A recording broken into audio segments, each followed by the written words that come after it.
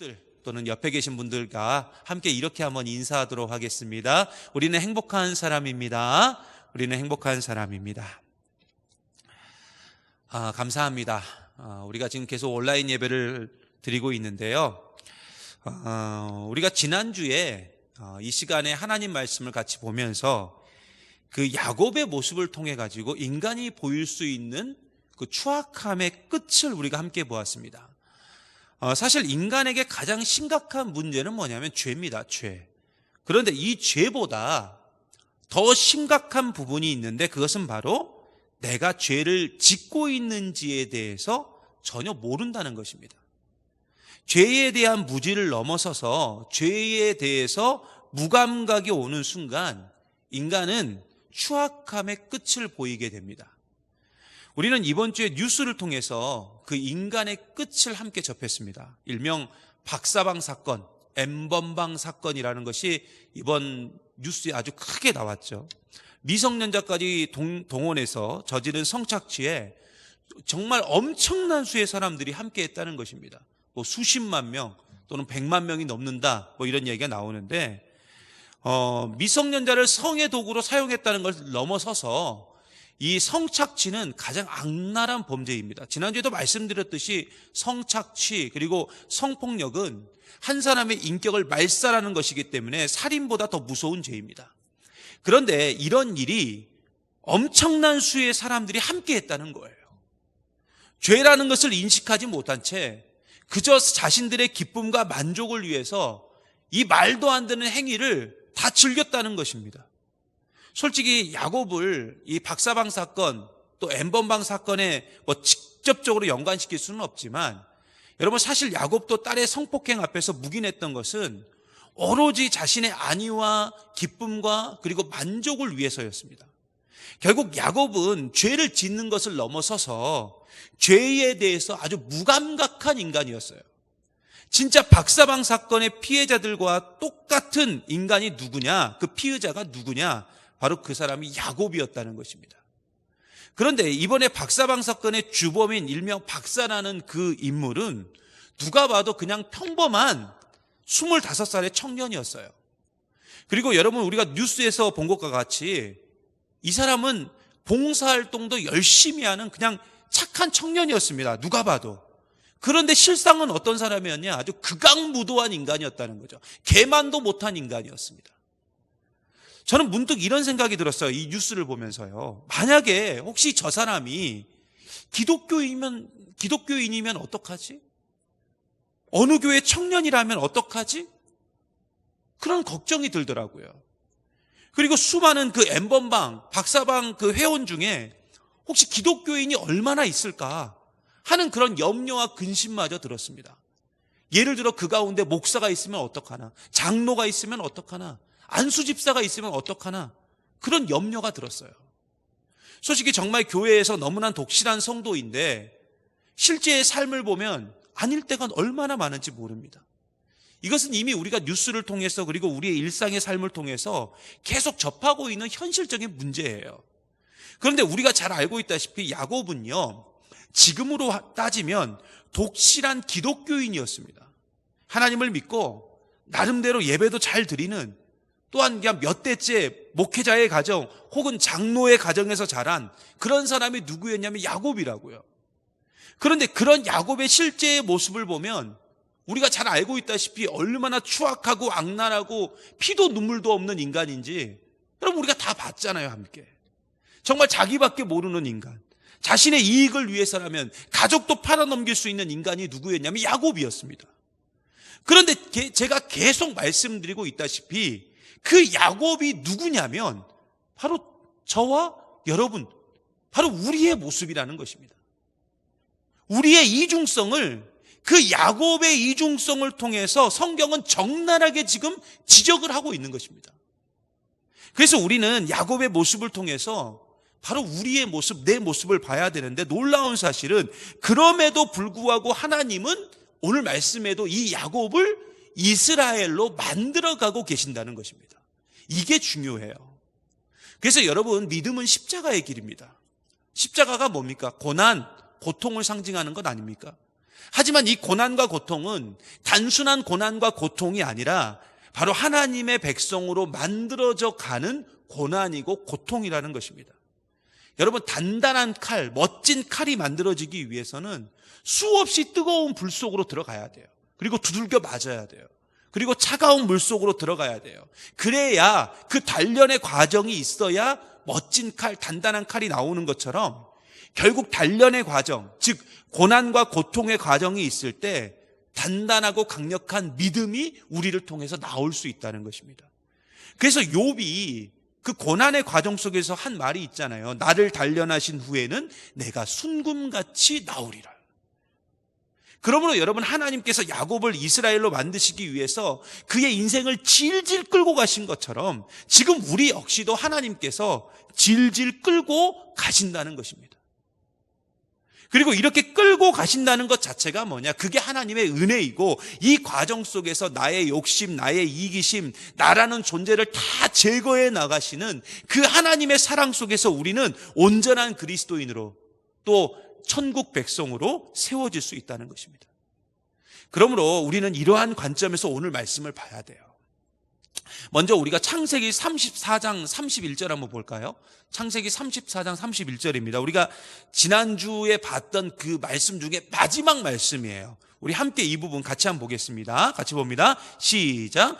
그들이 이르되 그가 우리 누이를 창녀같이 대우함이 옳으니까.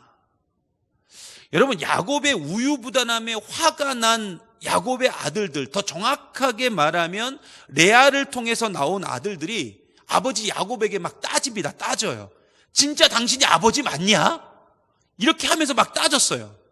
그리고 이어서 나온 말씀이 뭐냐면 창세기 35장 1절이에요. 자, 오늘 말씀 1절 한번 보겠습니다. 1절 같이 봅니다. 시작. 하나님이 야곱에게 이르시되 일어나 베델로 올라가서 거기 거주하며 네가 네 형 에서의 낯을 피하여 도망하던 때에 내게 나타났던 하나님께 거기서 제단을 쌓으라 하신지라. 여러분, 그런데 한번 자세히 보세요.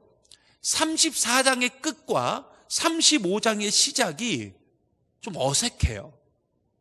뭔가 이야기가 쭉 연결되는 느낌이 아니라 갑자기 뚝 끊어진 느낌, 갑자기 상황이 확 바뀐 느낌, 이런 느낌이 듭니다.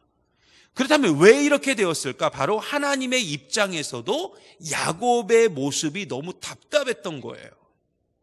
지금 야곱의 딸은 엄청난 비극을 경험하고 있었습니다. 정말 씻을 수 없는 상처를 받았어요. 그렇다면 아버지의 입장에서 이 딸 디나와 함께 분노하고 그 딸을 좀 안아줘야 되는데 지금 야곱은 딸의 이 아픔에 대해서, 이 상처에 대해서 전혀 모른 척하고 있습니다. 끝까지 자신의 안위만을 챙기고 자신의 이익만을 생각했어요. 물론 딸 디나가 야곱이 사랑했던 라헬에게서 출생했던 딸이었다면 아마 상황은 좀 달랐을 줄 모릅니다. 하지만 디나는 야곱이 사랑하지 않았던 레아에게서 출생한 딸이었고 오직 야곱은 자신의 이익만을 생각했기에 디나의 아픔과 상처 따위는 안중에도 없었어요. 분명히 아들들의 분노가 있었고 아들들의 외침이 있었지만 야곱은 관심이 없었습니다. 그냥 오직 아들들로 인해서 발생한 문제가 자신에게 불똥이 튈까 봐 걱정만 하고 있었다고요. 바로 그때 하나님께서 야곱에게 나타나셔가지고 확실하게 말씀해 주시는데 그 말씀의 결론이 뭐냐면 베델로 올라가라는 것입니다. 베델로 올라가라. 아니, 그렇다면 왜 하나님은 갑자기 베델로 올라가라, 왜 그렇게 야곱에게 명령하셨을까요? 차라리 도망쳐라, 아니면 버티고 있어 봐라, 아니면 너희 형 에서 있지 않냐, 그 형 에서에게 도움을 요청해라, 이렇게 현실적인 답변을 해주시면 더 좋겠는데 그런 현실적인 답변이 아니라 왜 베델로 올라가라고 하셨을까요? 여러분, 베델이라는 단어가 처음 나오는 곳이 있죠. 어디냐면 창세기 28장입니다. 형 에서를 피해서 도망갔던 야곱이 잘 곳이 없어서 이 돌베개를 베고 잤던 곳, 그리고 하늘까지 놓인 그 사닥다리를 하나님의 사자들이 오르락 내리락 거리는 그 환상을 보았던 곳, 그리고 하나님의 인도하심과 보호하심에 대한 확실한 약속을 받았던 곳이 어디냐면 베델이에요. 그런데 이 베델이라는 곳은 원래 이름이 있죠. 오늘 말씀에도 나오지만 35장에도 나오지만 여러분 창세기 28장 19절 한번 볼까요? 창세기 28장 19절입니다. 같이 한번 보겠습니다. 시작. 그곳의 이름을 베델이라 하였더라. 이 성의 옛 이름은 루스더라. 자, 보세요. 자, 베델이라는 이름이 있기 전에 이 성의 이름이 있었는데 그 성의 이름은 루스였어요. 자, 베델은 우리가 잘 알고 있다시피 하나님의 집이라는 뜻을 가지고 있죠.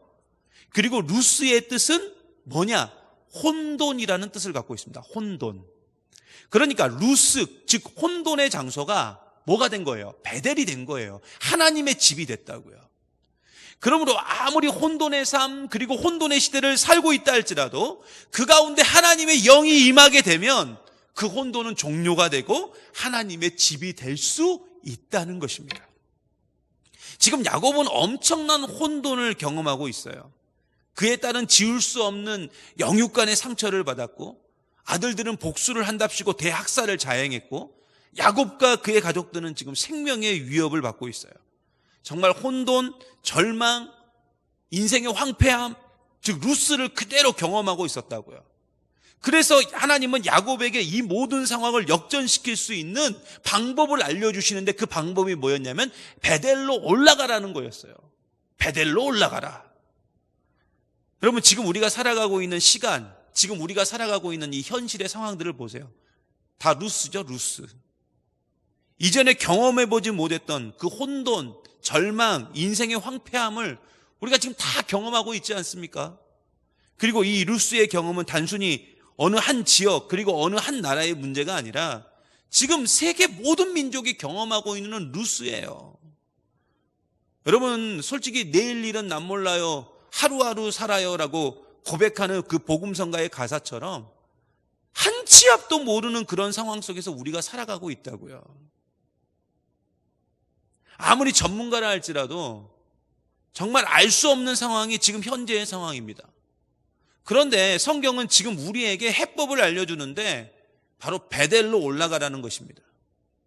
그리고 베델로 올라간 야곱은 이곳의 지명을 엘 베델이라고 불러요. 엘 베델. 자, 우리 다 같이 7절 말씀 한번 볼까요? 오늘 말씀 7절입니다. 7절 같이 보겠습니다. 시작. 그가 거기서 제단을 쌓고 그곳을 엘 베델이라 불렀으니 이는 그의 형 낯을 피할 때 하나님이 거기서 그에게 나타나셨음이더라.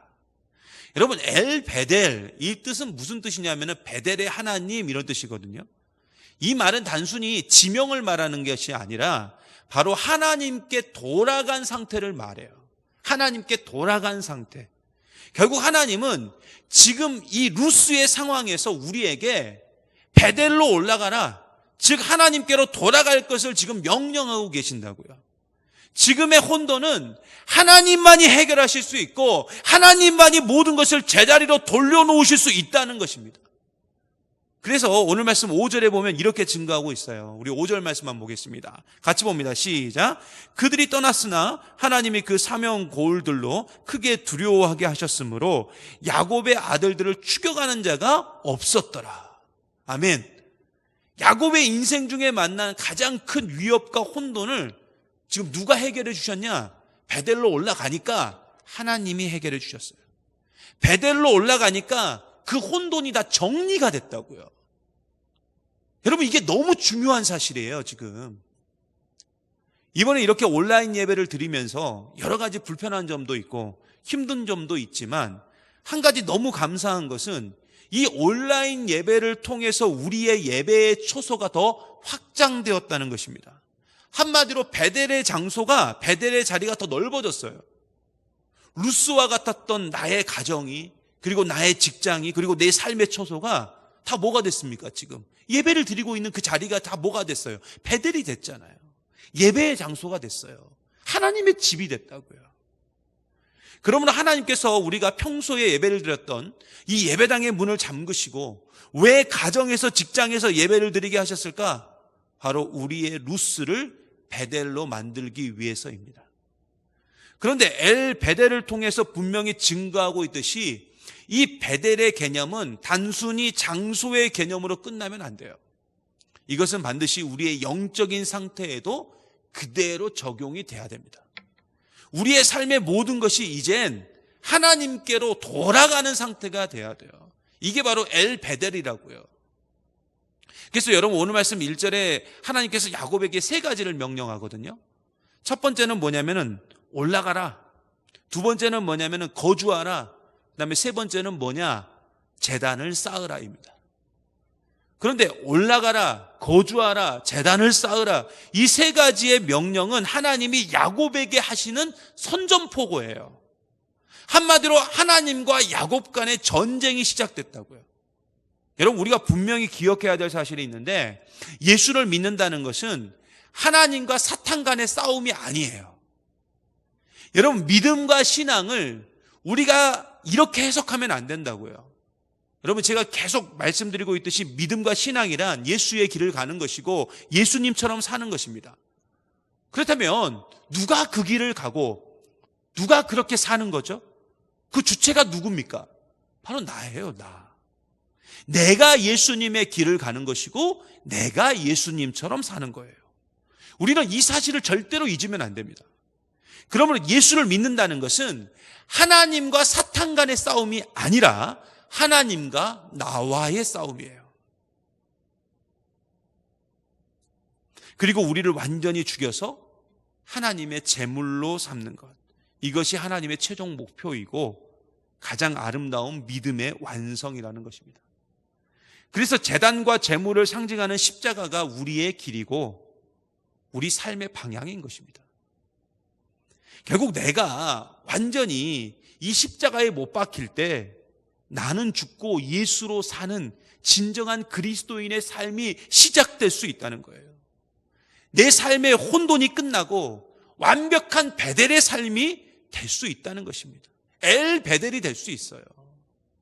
그래서 하나님은 야곱에게 베델로 올라가라 이렇게 말씀하신 거예요. 하나님과 야곱 간에 그 본격적인 싸움이 시작된 겁니다.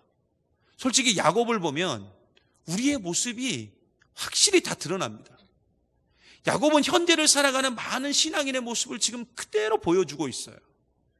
그리스도인이라고 하면서 그 실제의 삶을 보면 그리스도인이 아닌 그냥 애매모호한 모습을 우리가 살아가는데 바로 야곱이 그런 사람이었다고요. 그래서 혼돈 속에 살고 있던 야곱에게 베델로 올라가라고 하셨고, 지금 이 혼돈의 시대 속에 살아가고 있는 우리에게 하나님은 오늘 말씀을 통해서 우리가 베델로 올라갈 것을 명령하고 계신다고요. 그런데 이 베델로 올라갈 때 우리가 꼭 기억해야 될 사실이 있는데 바로 우리의 애매모호함을 버려야 된다는 것입니다. 여러분 오늘 말씀 4절 한번 볼까요? 자, 4절입니다. 아주 중요한 이야기가 나옵니다. 같이 봅니다. 시작. 그들이 자기 손에 있는 모든 이방 신상들과 자기 귀에 있는 귀고리들을 야곱에게 주는지라. 야곱이 그것들을 세겜 근처 상수리 나무 아래에 묻고. 아멘. 야곱은 하나님을 믿는다고 하면서, 자 보세요, 실상은 어떻게 살았죠? 그 안에 우상들이 넘쳐났어요. 그런데 솔직히 우리도 마찬가지잖아요. 하나님을 믿는다고 하지만 얼마나 많은 우상을 섬기고 있습니까? 일단 내 자신이 우상이에요. 자녀가 우상이 되고, 직장이 우상이 되고, 음란함이 우상이 되고, 돈이 우상이 되고, 집이 우상이 되고, 차가 우상이 되고, 탐욕이 우상이 되고, 혈기가 우상이 되고, 취미가 우상이 되고 있다. 예수님의 피로 구원을 받았는데 아직도 내 안에는 너무나 많은 내가 숨겨져 있어요. 그리고 여전히 그걸 섬기고 있어요. 그리고 그것이 여전히 내 삶의 우선순위가 되어 있습니다. 그런데 그리스도인은 확실하고 냉정해야 돼요. 전라도 말로 기면 기고 아니면 아니어야 된다고요. 그렇지 않으면 다 무너지는 겁니다. 여러분 출애굽했던 이스라엘 민족을 보세요. 결국 우상 버리지 못하고 금송아지 만들다가 다 어떻게 됐습니까? 여러분 확실하지 않으면 망하는 겁니다. 주일에도 말씀드렸듯이 예배당 문은 코로나19가 잠근 게 아니에요. 예배당 문은 누가 잠갔냐? 우리가 잠근 겁니다. 하나님이 잠그신 거예요. 우리의 모습을 보고.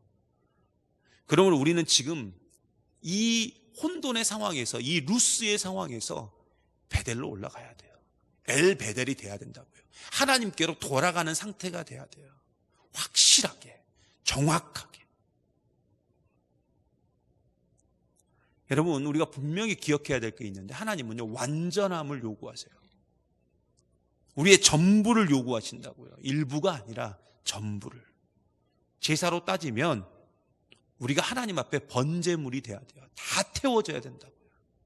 하나도 남김없이 하나님 앞에 태워져서 향기로운 제물이 돼야 돼요. 그러므로 오늘 이 시간 결단하시기 바랍니다. 명분만 앞세우는 그리스도인이 아니라 실제의 삶에서 이젠 그리스도인다운, 온전한 그리스도인다운 삶이 나타나야 된다는 것입니다. 제발 우리 안에 있는 우상들 다 버리고 오직 우리 삶이 하나님 앞에 온전한 제물로 세워질 수 있도록 여러분 간구하시기 바랍니다. 결국 우리가 하나님께로 돌아가야 돼요. 엘 베델이 돼야 된다고요. 하나님 외에는 방법이 없음을 믿고 하나님만 의지하고 하나님만 믿고 어떻게 하면 하나님이 기뻐하시는 삶을 살 수 있을까? 거기에 모든 초점이 맞춰져야 돼요. 나를 향한 그 하나님의 전쟁 선포 앞에서 이젠 나라는 존재는 완전히 죽고 내 삶 속에서 이젠 예수 그리스도만이 드러나는 그 삶이 돼야 될 줄 믿습니다. 여러분, 하나님 말씀대로 사십시오. 그리고 기도하시길 바랍니다. 내 힘으로는 안 돼요.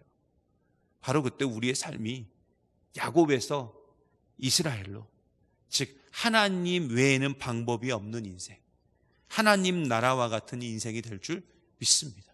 오늘도 이 사실을 믿고 온전히 주님 앞에 나아가는, 그리고 그렇게 세워지는, 그렇게 살아가는 저와 여러분 되시기를 간절히 소망합니다. 함께 기도하시겠습니다.